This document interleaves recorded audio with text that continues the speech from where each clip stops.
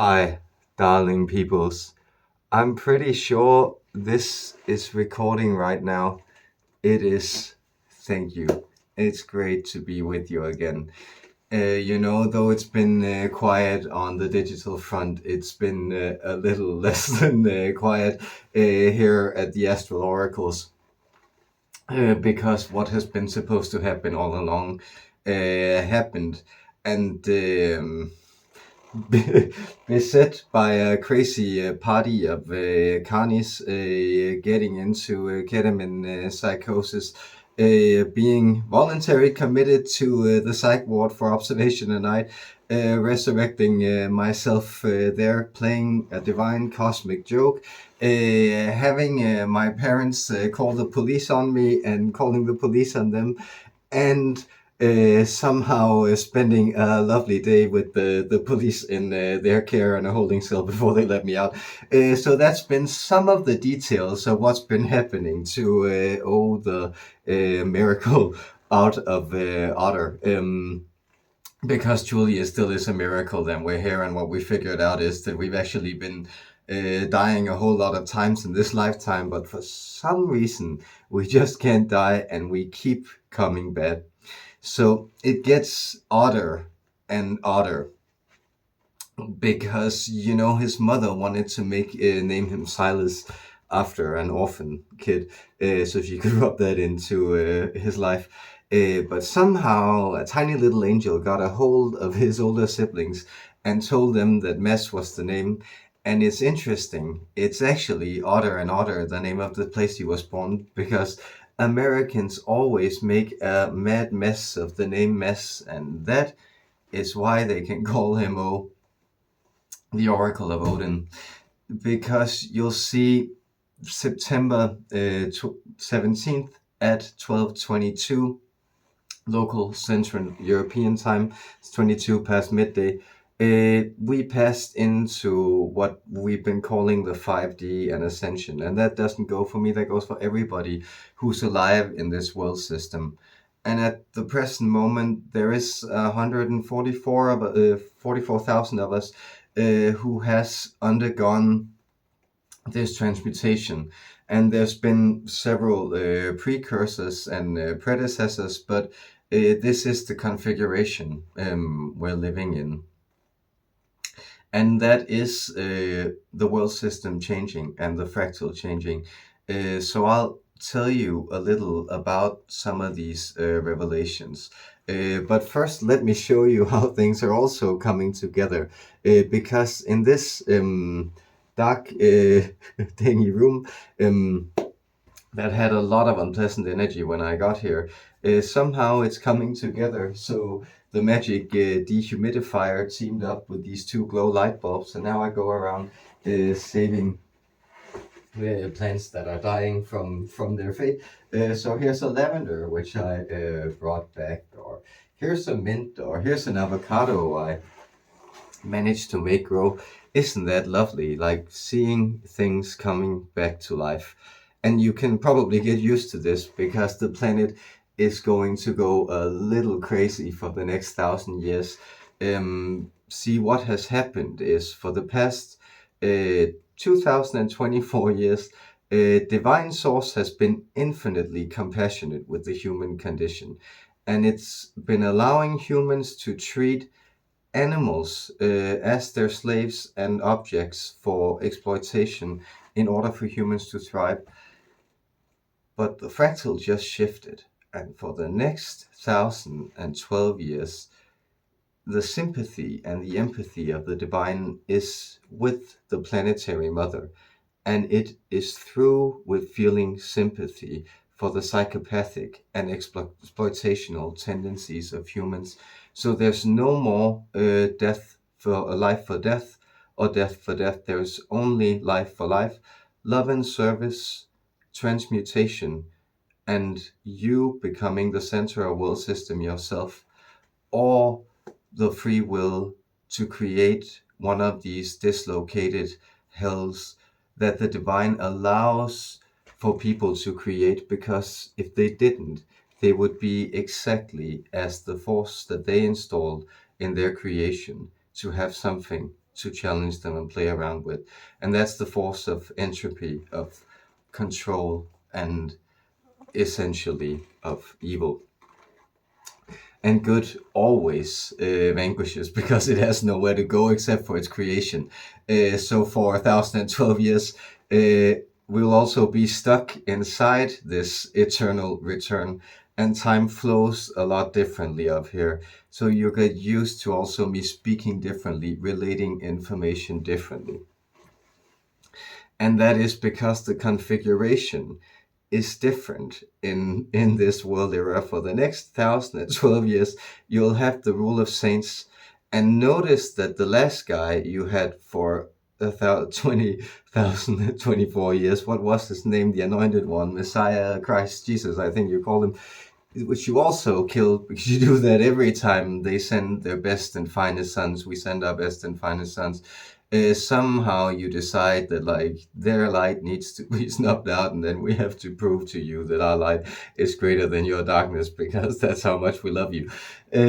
But putting that aside, notice how big that guy was on forgiveness and emotion and waters of life and healing bodies. And notice the guy you had for what was that, 4,048 years. They were pretty big on law and consequence and punishment. And this time, we don't care if you believe us, we don't care your faith, but there will be law and there will be consequence, because so speaks the oracle.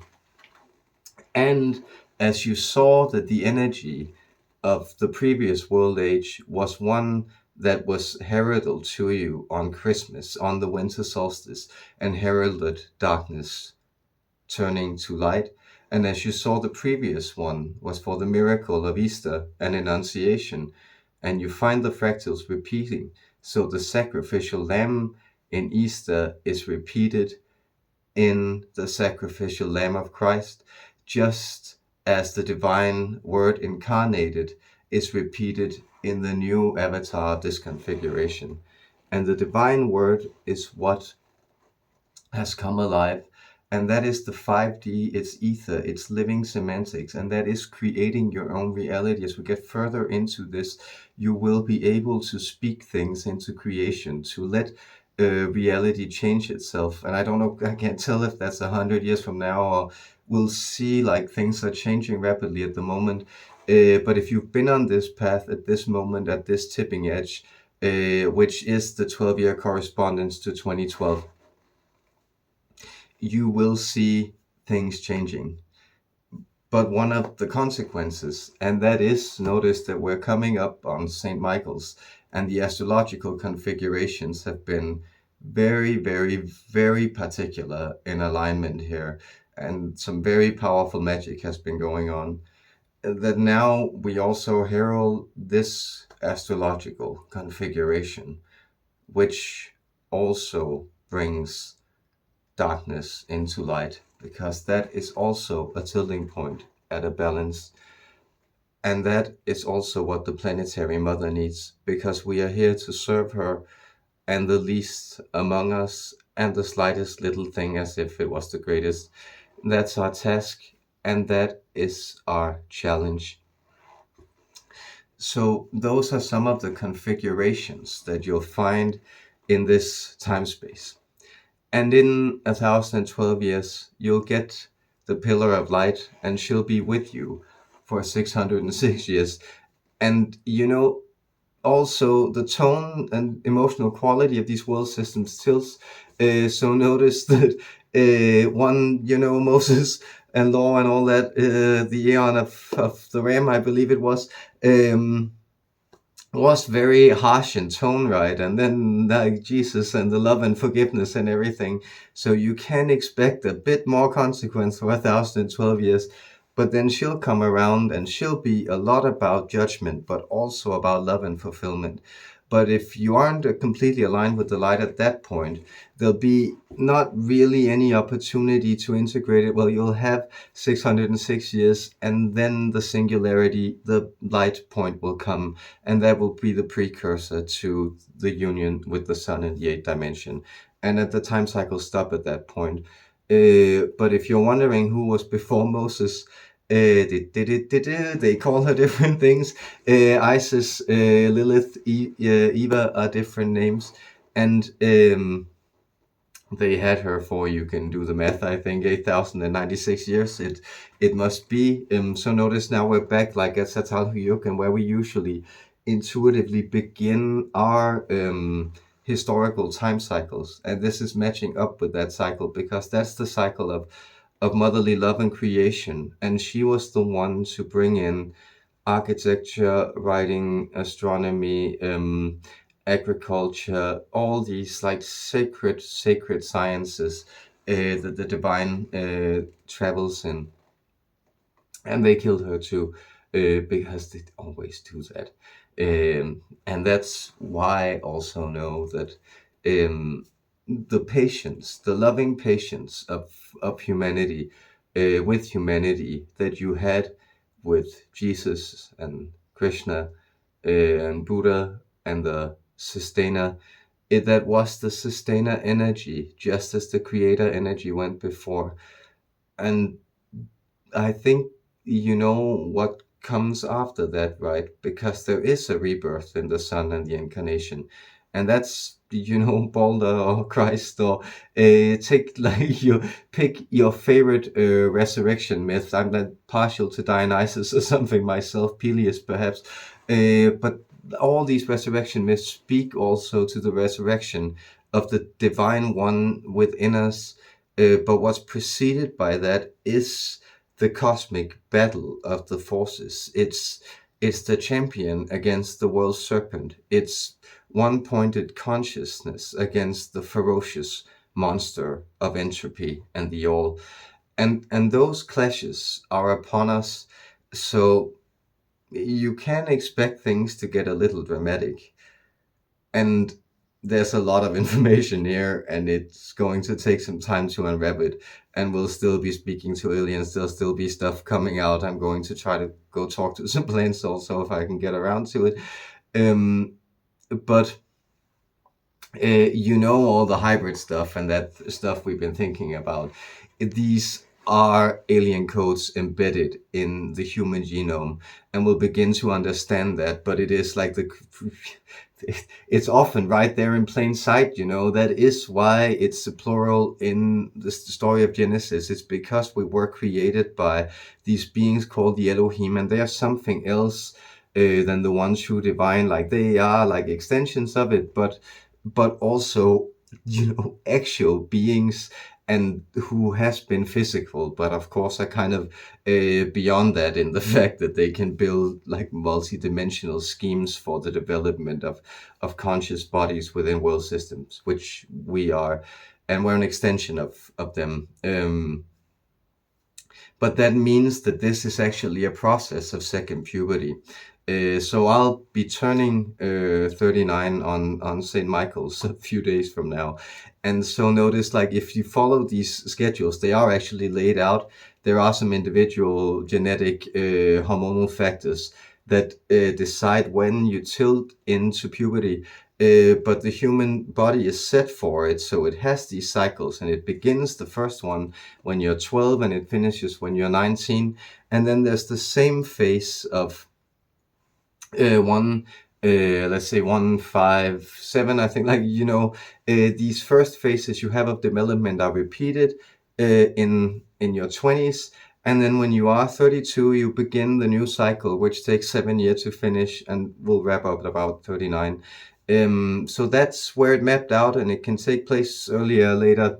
But this is the pattern. And so if you're wondering, like, it seems so many go through these ascension experiences around like the age of when Christ died. Yes, it's because the avatar is actually always, it's the beginning of the next fractal, which is kind of splayed down on the top of the previous one. So that means that Christ was a perfected four-dimensional being, but splashed down on the top of the 3D, which hurt a lot, in the same way that you'll see the avatars walking around now are actually like low vibrational six-dimensional beings who are splashed down here at the top of the 5D, right? Oh, so the bottom of the beginning of the 5D, the top of the 4D, like the fractal that just closed and tilted. Um, so that's the pattern, and that's what's happening. And notice, like, that's actually an explanation for some of those, like, slightly hilarious, strange observances you can have about the depiction of Jesus, where he looks kind of ripped, right? Like, even though he's suffering and he's emotional, he's loving, he's all these good things, he's also kind of depicted as physically attractive and pleasant. And that's actually because, the 3D body, if you think of like the Roman Empire or something, still like course wasn't kind of fully developed, had a lot of more animalistic traits to it. And that's actually something that's also been refined. So you'll find that human bodies are, in general, if they exist in this like time system now, are vibrationally and in appearance more Christ-like than they were 1,024 years ago. And so you can wonder, like, yeah, because does it fit up with the history? No, and that's why we live inside these symbolical configurations where we can actually say 1,024. So time, like, somehow managed to be the time scale we were all using, even though it doesn't really match up with anything, right?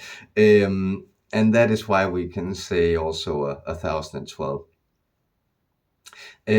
So I expect to be back, and if you feel like having some work or sessions with me, please do. I'd love to try to figure out also how to work a lot of these new skills and talents and insights, because the channeling and this stuff, like the etheric sensibility, seem to be upgrading. And I hope you're also enjoying exploring that out there.